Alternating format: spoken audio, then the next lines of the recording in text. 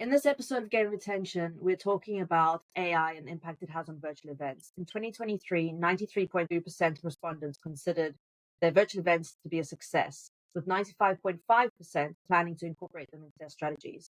What we're talking about today is how can AI elevate these events and what role does AI play in making them an even bigger success?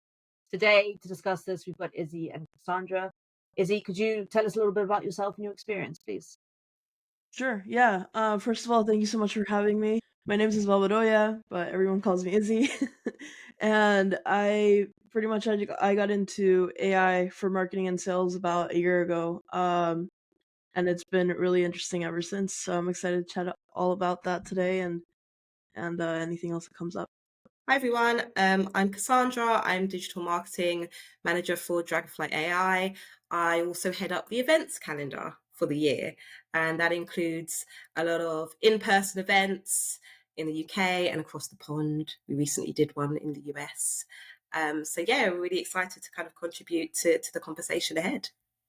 Great. Thank you both for being here. I appreciate it. I'm going to jump straight in. Izzy, this one's for you. Can AI powered virtual events ever truly replicate the human connection and networking opportunities of in person gatherings? That's a great question. So I think we've kind of been seeing this transition since the uh probably since like 2020 when the world started going a little bit more digital. So I think at the end of the day, like human connection is always going to like trump all, but there are ways to improve it or to make it more efficient, especially if you're like hosting one, right? Especially if you're hosting an event. There's definitely ways to make it more efficient by adding AI components such as like your AI agents are basically like AI voice agents are actual it's like an actual technology that calls your phone like on behalf of your company, so it's like a sales rep or a customer service. So yeah, I do think in that sense there is going to be a lot more efficiencies. Um but yeah, I think human connection always wins above all. Yeah, I'd have to agree with Izzy. I think looking forward, kind of looking into like in the next 5 years, we're going to see a huge shift in how events operate and run. Um, they say by 2030, Gen Z and millennials will make up more than half of the global workforce. So this is going to be a huge opportunity for digital innovation and digital transformation, particularly within the event space. And I think with kind of the surge of Gen Z, we're going to see a lot more demands and expectations around not only work events but also social events, and that requirement for human interaction will be a lot more thoughtful but not necessarily mandatory in terms of the requirements. So yeah, it's an exciting time, particularly as the workforce and Gen Z kind of enter the space.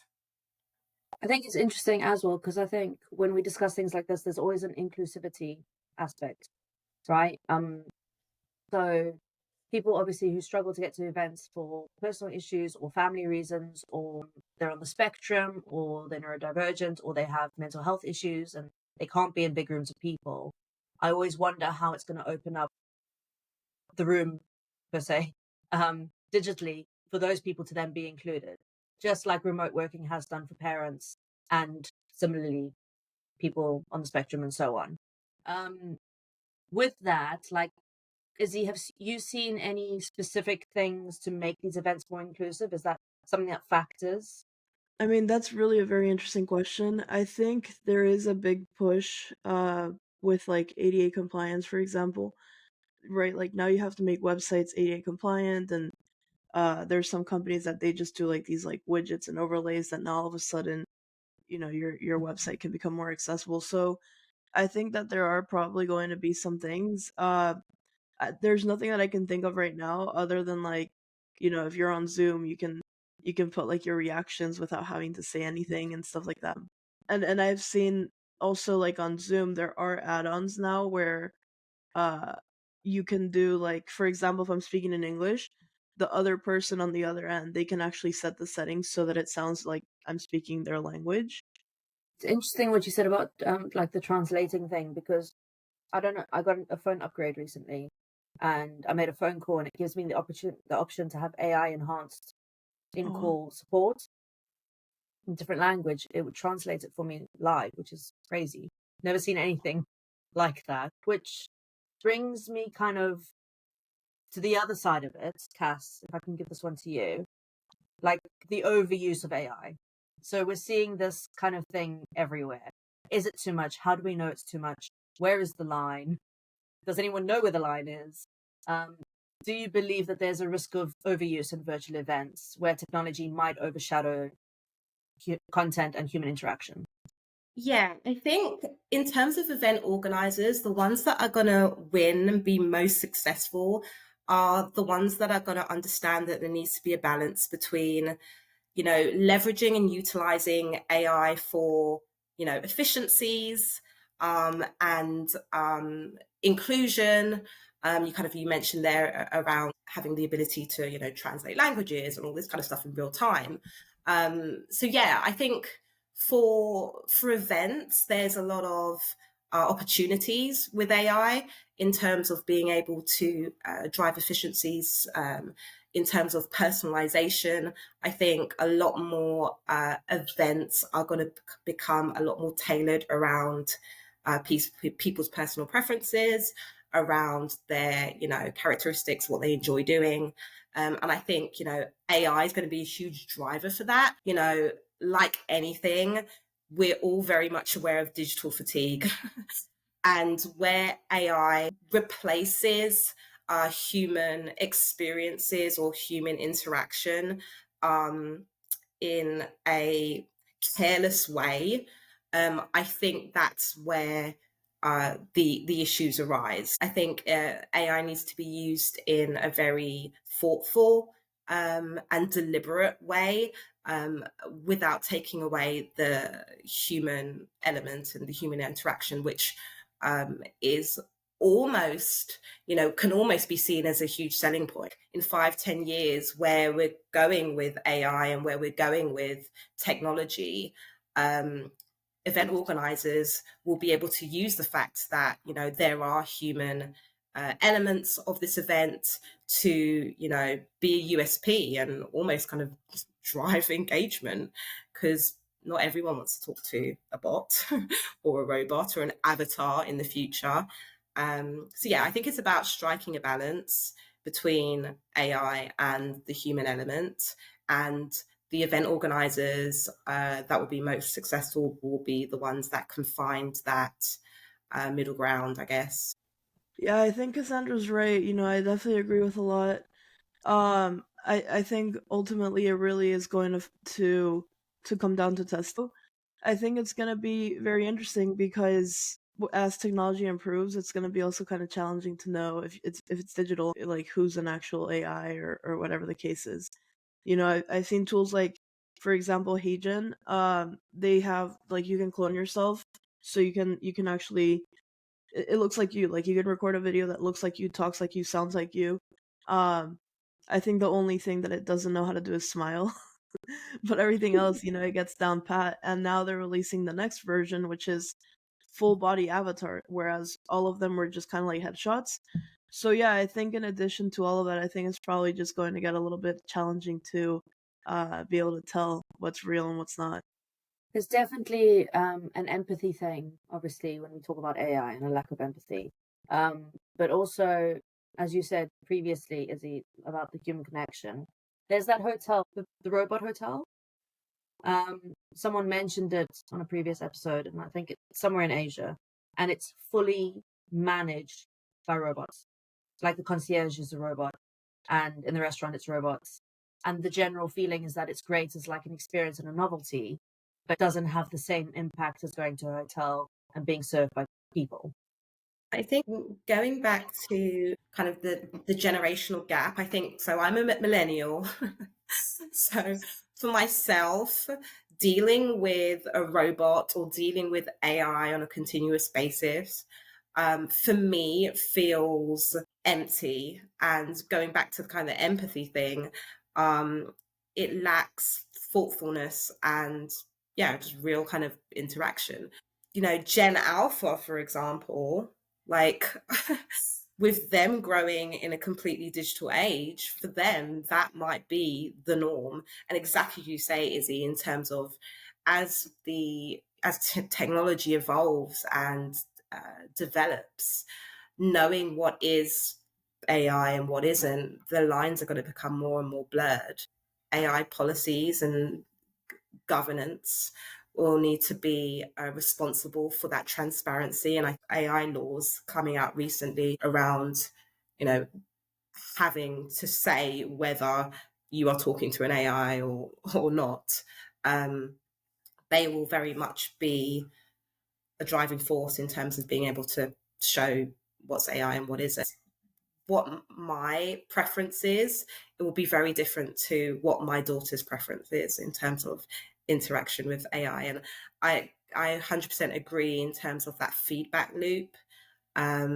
It's about identifying from the delegates who are taking part in these events, is it something that they enjoy?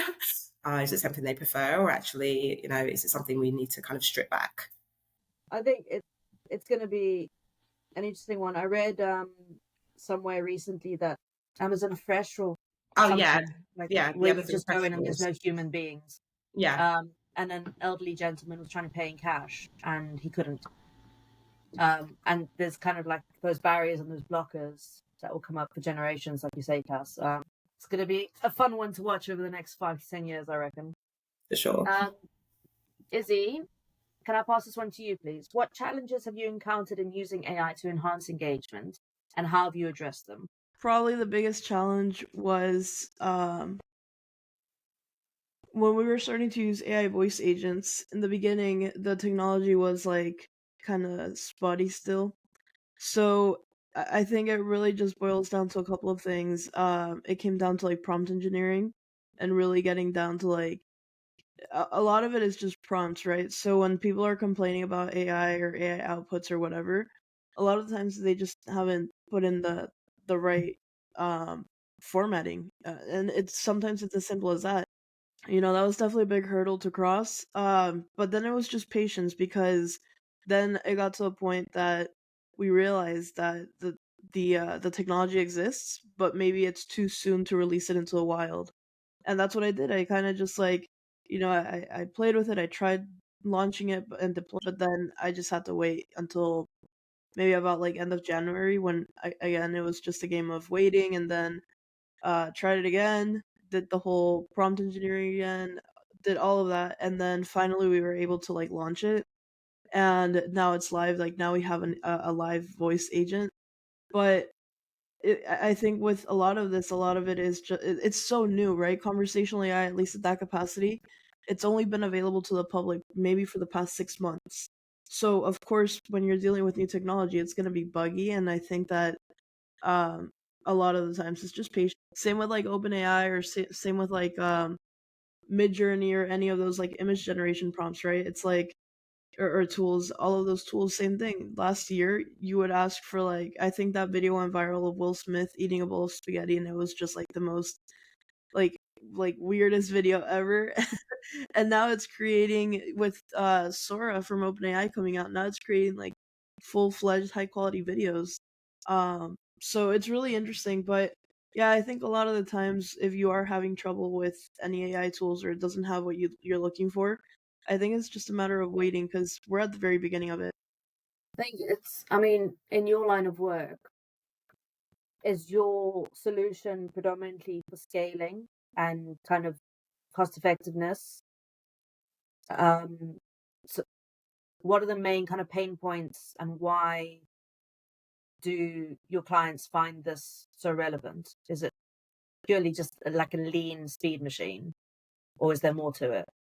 There's a little bit more to it. I think the biggest thing is probably the biggest thing is speed. So using AI, it definitely makes you a lot more productive. It definitely increases your speed and everything. I know that part of it is also novelty right now. It's new. Everybody wants to get their hands on AI however they can.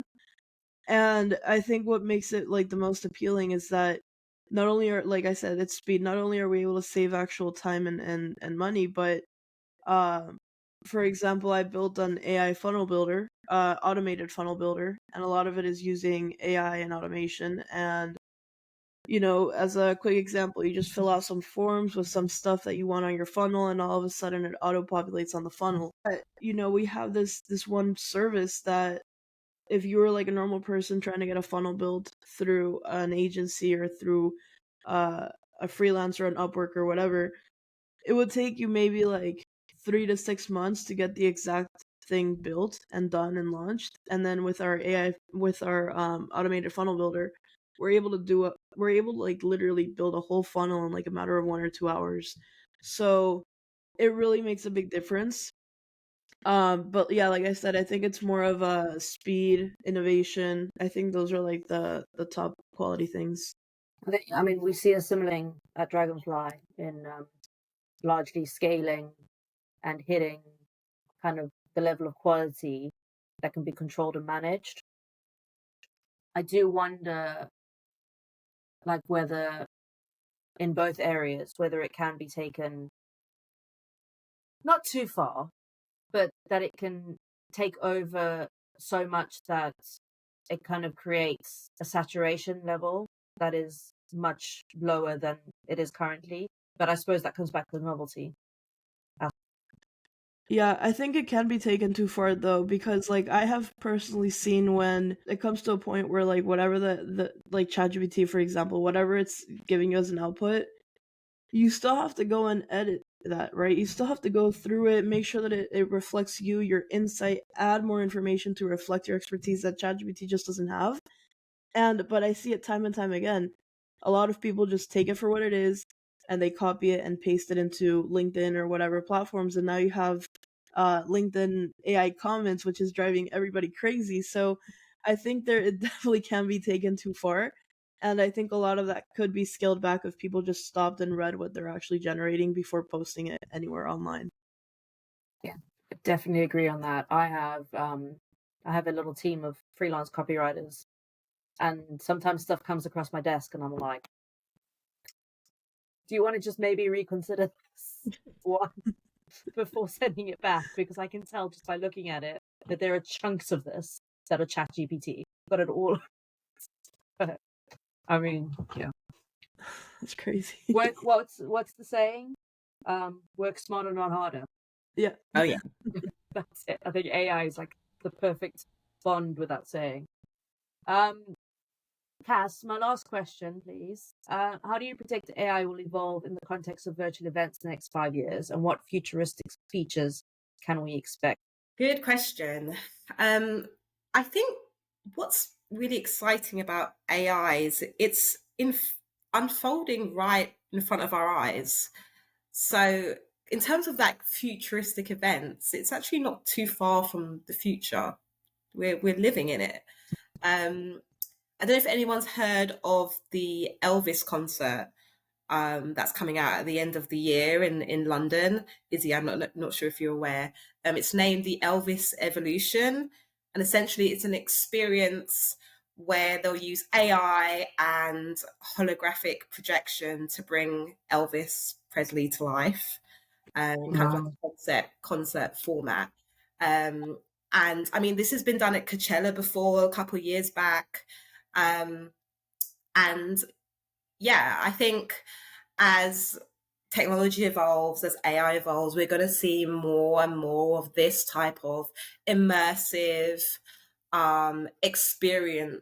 experiences incorporated into events. So things like augmented reality and gamification, all these types of things, I think, are going to be incorporated not just in like the entertainment world where we're seeing it a lot, but within industry work events is going to be becoming a lot more of the norm. I kind of mentioned before around kind of like more personalized events as well. I think this idea of belonging and finding your tribe will continue to be a huge selling point for events. Again, tapping into kind of the Gen Z generation and their need from a cultural and kind of social perspective. So I think there'll be a lot more events catered to your own personalized interest, and you'll be able to actually personalize the experience of the event based on AI. So if you're into something specific from the event agenda, you'll be able to choose that, and it will very much, tailor the event experience based on that specific topic or agenda point. So that's kind of how I kind of see kind of technology shaping events in the future. But ultimately, as I said, it's kind of like we're living in it now. And I think going back to Izzy's point about this feedback loop, I think we're going to be the drivers of AI and the output of what we want out of an experience of an event. Yeah, I agree. It's definitely gonna be a lot more personalized, but I think some technologies are out there already where you can kind of experience some of. I went to this event one time, it was digital, and I think the platform was called DigiWorld, and it was really interesting because the at least I don't know, this is like how the people organized it. But you go in, you pick an avatar, like you pick this whole thing, you put your name in, and now all of a sudden you join, and instead of joining a regular Zoom meeting, we joined this like map of, it was like a campus, right? So we were on this campus. There's boats to go racing around on the beach, and there's like a concert with like real live musicians actually live streaming their music, and it was really cool experience. And in that scenario, you could pick and choose what you wanted to do. You could go to a seminar, or you could just stay outside and like actual network with people. I remember I like went straight to the boats, and I'm like racing, and then all of a sudden other people are racing with me, and it's not just an average person, it's like some writer for a big publication. So it's like, it's creating these memorable experiences and the ice breaking opportunities as well, where that's a completely random setting to meet in the first place. Um, so I think we're probably gonna see more. I can imagine that kind of being like Spotify, where you pick something and then it shows you more of, you might like this or you might like that. But yeah, it's definitely gonna be a really interesting transition over the next couple of years. I think it's great that it's like there is definitely seems to be a theme of fun, connection, and finding the balance so that that continues to be the focus. But I also wonder whether over the next couple of years the pendulum's going to swing and the value of human interaction is going to be worth so much more, and people are going to offer no AI experiences, and that's going to be an experience in itself to have an experience without AI in 5-10 years time. But we'll have to wait and see. Us millennials, we'll wait and see. I wanted to thank you both for your time and for your insight. It's been really great having you. And let's see what happens in the next 5 years.